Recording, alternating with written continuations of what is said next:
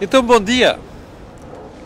A cor do dinheiro do dia 25 de Abril do ano da graça de 2019. 45 anos depois da Revolução que nos devolveu a liberdade. Eu tenho uma mensagem para o 25 de Abril.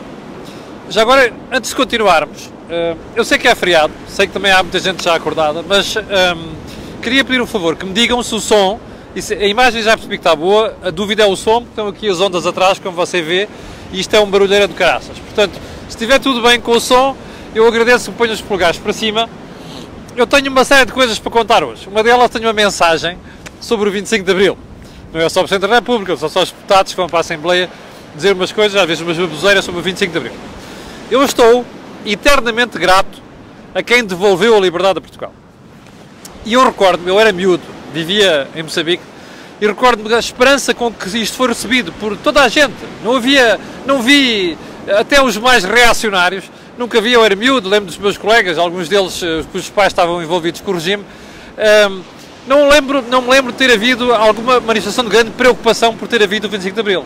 Aliás, lá nas colónias e aqui, perdão, nas ex-colónias e aqui, o problema não foi o 25 de Abril, foi que quem fez o 25 de Abril tinha uma agenda mal pensada para o futuro, deixou-se enredar numa teia de interesses políticos e também militares que de repente quase nos puseram ao nível de Cuba ou da Roménia, não é?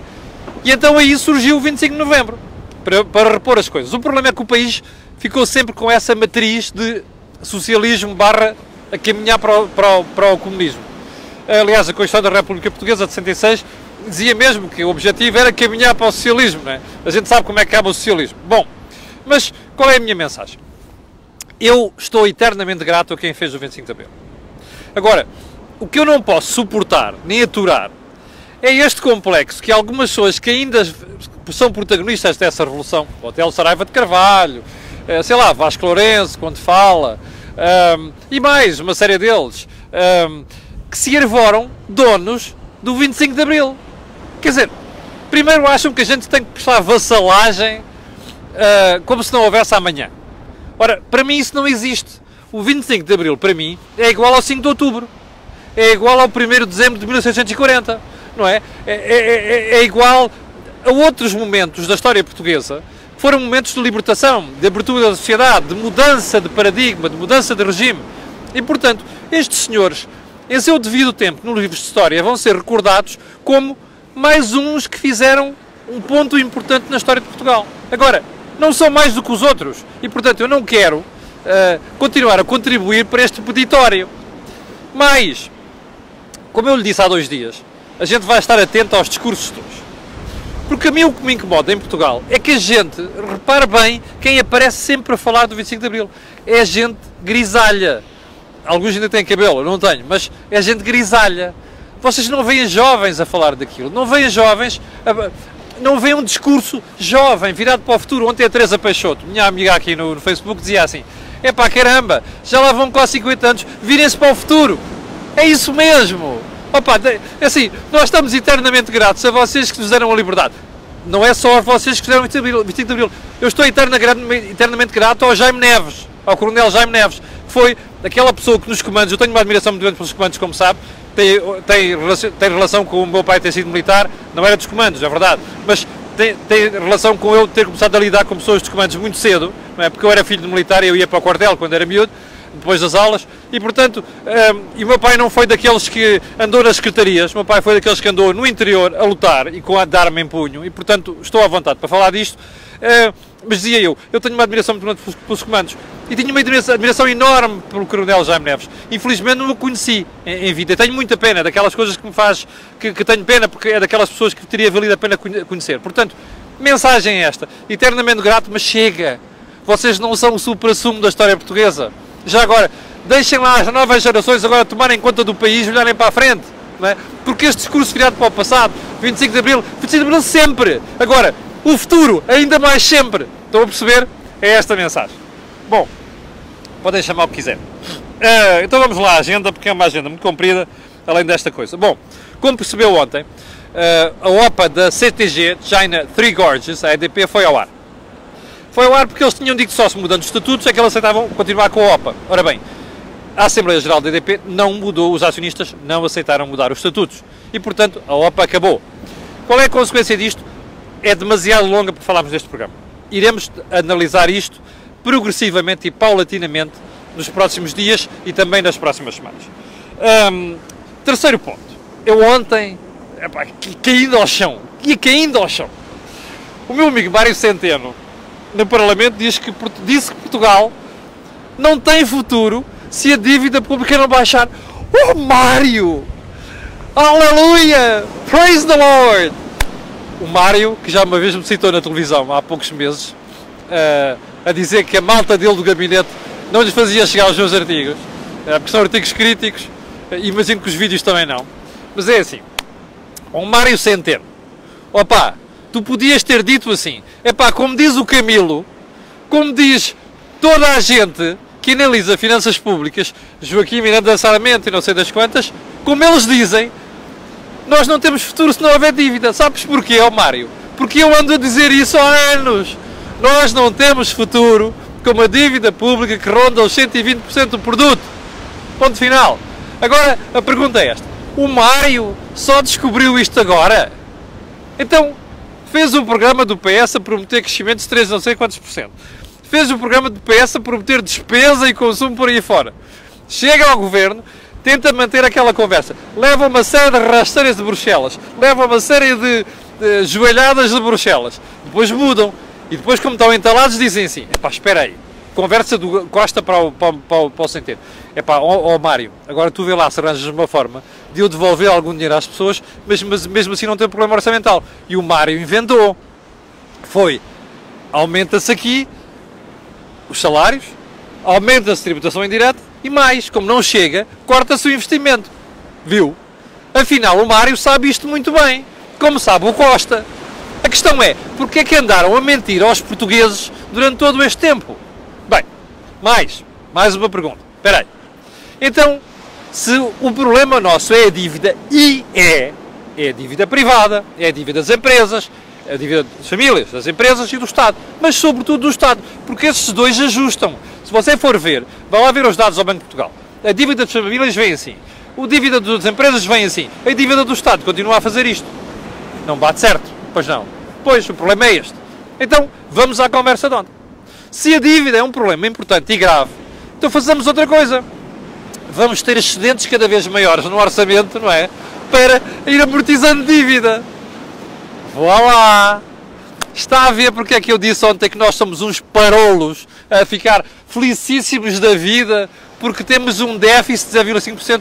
Oh, meus amigos! E isso qualquer bicho careta fazia com a conjuntura como está.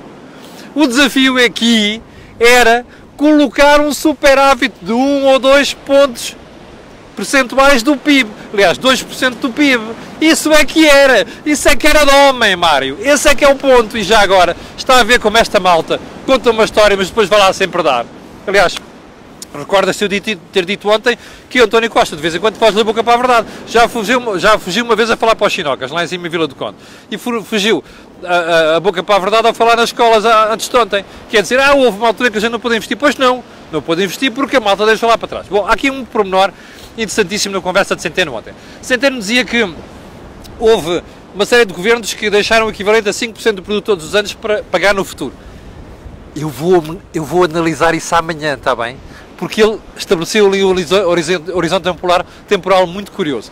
Vou guardar isso para amanhã. Bem, porquê? Porque já passaram uma porrada de minutos, 9 minutos, veja só, e ainda estou no período de ordem do dia. Bem, então vamos lá à primeira pergunta. Eu tinha prometido isto à Elizabeth Fernandes, que é enfermeira, e é uma série de enfermeiros que prometi ontem falar disto. A Ministra da Saúde está a perseguir a ordem dos enfermeiros. Não há outra forma de dizer isto. O que eu achei interessante no discurso dela antes de ontem, quando perguntaram, então mas espera aí, então a senhora vai avançar contra a ordem dos enfermeiros porquê? Não é avançar nada, porque isto limita-se a ver se eles cumpriram a lei ou não. Bullshit! Aqui há umas semanas, salvo erro, a entrevista à Antena 1 e o RTP, já não me recordo, ela dizia, então mas a senhora tem alguma coisa contra as ordens? Não, pelo contrário, já viu o que era, eu queria... então mas quer penalizar a ordem? Não, já viu o que era, eu estar aqui contra os profissionais. Aquilo foi a cartilha que lhe ensinaram depois das chapadas que ela levou pelos disparates que andou a fazer quando chegou ao Ministério da Saúde.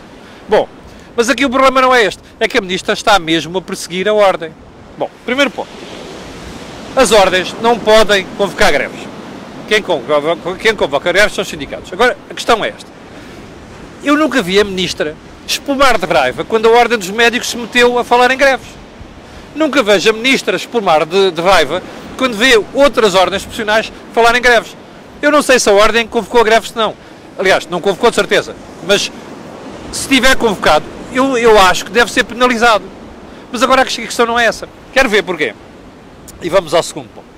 Que é para você perceber o que é grave e que mostra esta senha da Ministra contra os enfermeiros. Então veja lá. Eu até acho que tenho aqui uma fotografia. Bom, olha aqui. Eu vou publicar isto aqui um bocadinho. IGAS, ok? Inspeção Geral das Atividades em Saúde. Anúncio nos jornais. O que é que diz assim? Faz público, não é? Que foi instaurado um processo, por ordem da Ministra da Saúde, de sindicância à Ordem dos Enfermeiros. E agora veja assim. Veja esta parte. Isto é a PIDE. Veja esta parte. Assim convidam-se todos que tenham razão de queixa ou agravo contra o regular funcionamento de entidade sindicada a se apresentarem... Ouça o resto agora. A se apresentarem, para já o português é uma coisa inacreditável, perante o sindicante no prazo de 10 dias úteis. Espera aí, o que é isto? Bufos! Espera aí. A Ministra tem alguma coisa contra a Ordem, entrega o processo à Procuradoria-Geral da República, que é o que foi feito, e a Procuradoria investiga. Bufos!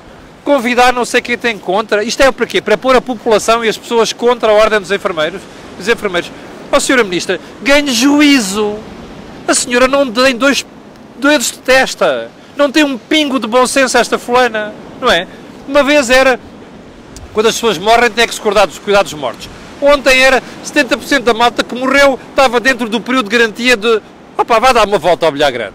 Esta Ministra não tem senso nenhum.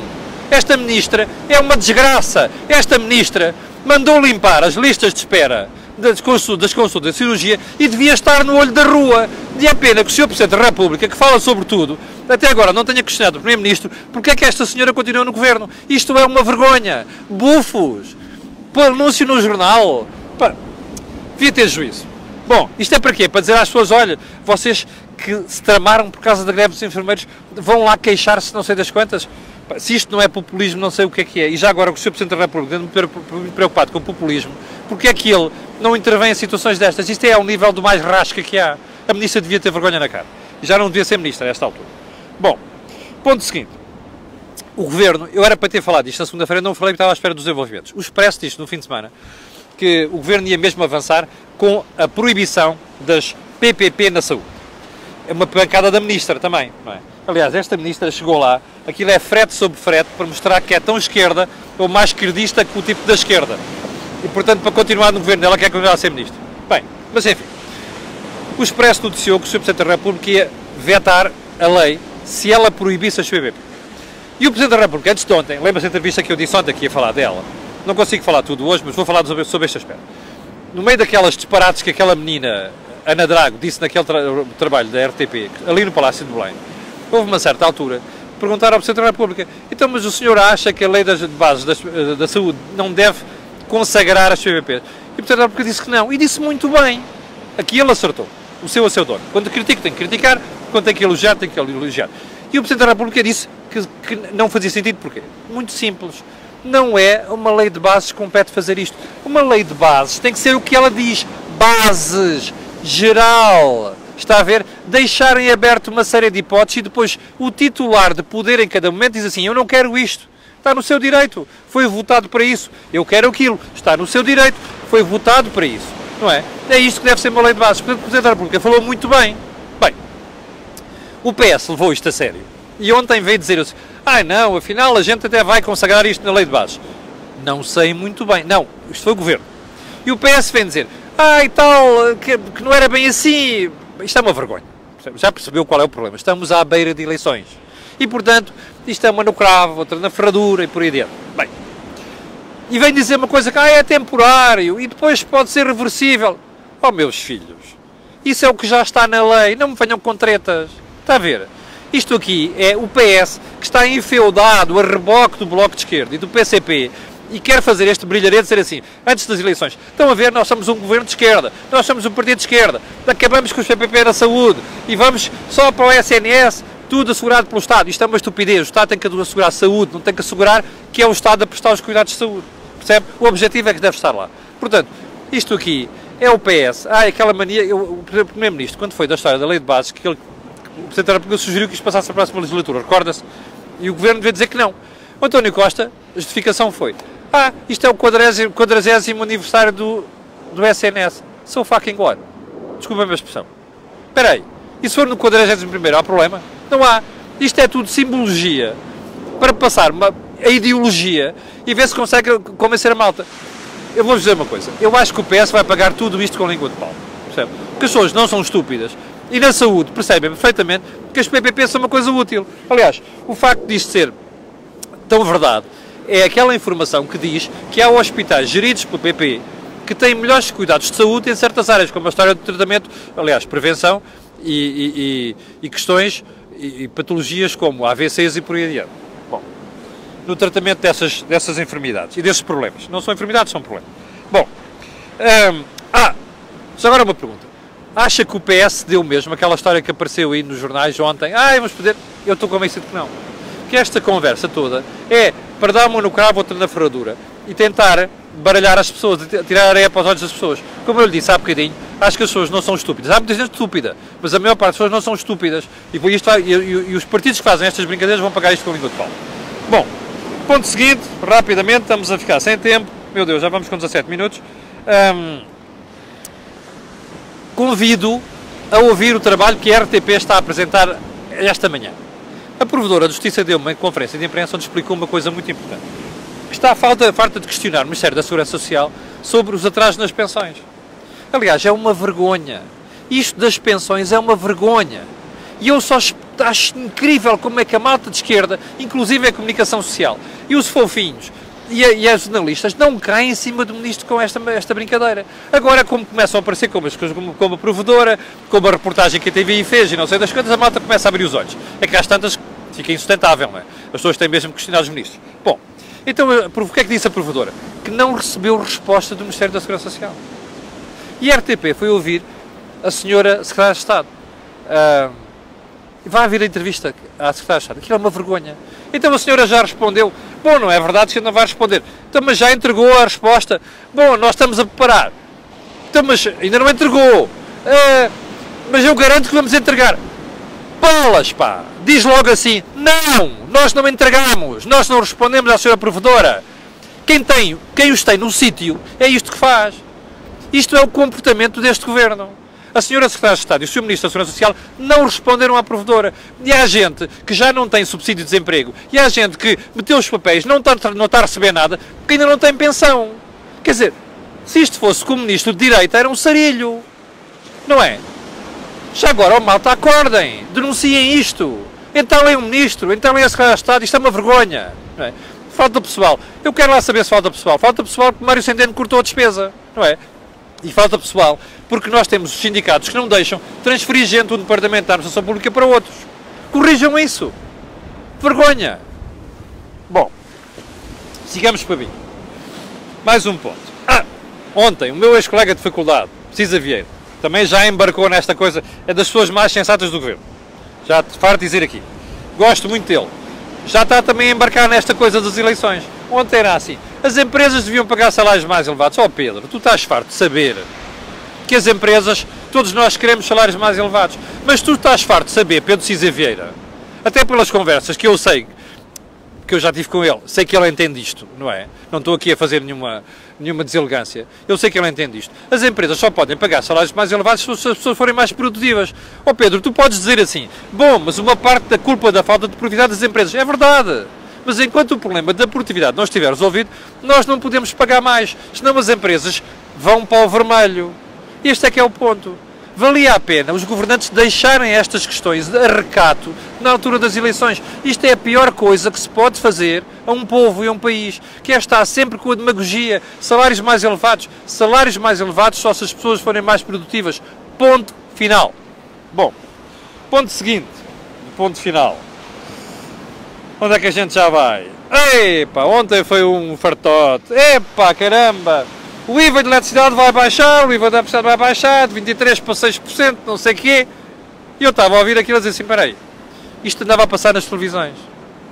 Vou fazer justiça. Houve uma TVI que teve o cuidado de explicar isto melhor. Mais, andou nas redes sociais, mais andou nos jornais. Oh, meus senhores, não é o IVA da eletricidade que vai baixar. Aí não mexem, porque o Centeno precisa de impostos. Carga fiscal, percebe? O que vai baixar é aquilo que incide sobre a potência contratada. E é até 3,45 kVA, que é menos de metade da população portuguesa. Está a ver? Ou seja, são os niquinhos que vão baixar. Tenham o cuidado de explicar estas coisas. Porque ao governo dá muito jeito de dizer que o IVA vai baixar. Não vai nada, não é o IVA da eletricidade. É o IVA sobre a potência contratada. E já agora, você ouviu esta conversa no final do ano passado, a discussão do Orçamento de Estado. E a verdade, meus amigos, é que isto vai entrar em vigor em junho. Veja só. Vai passar meio ano, não é?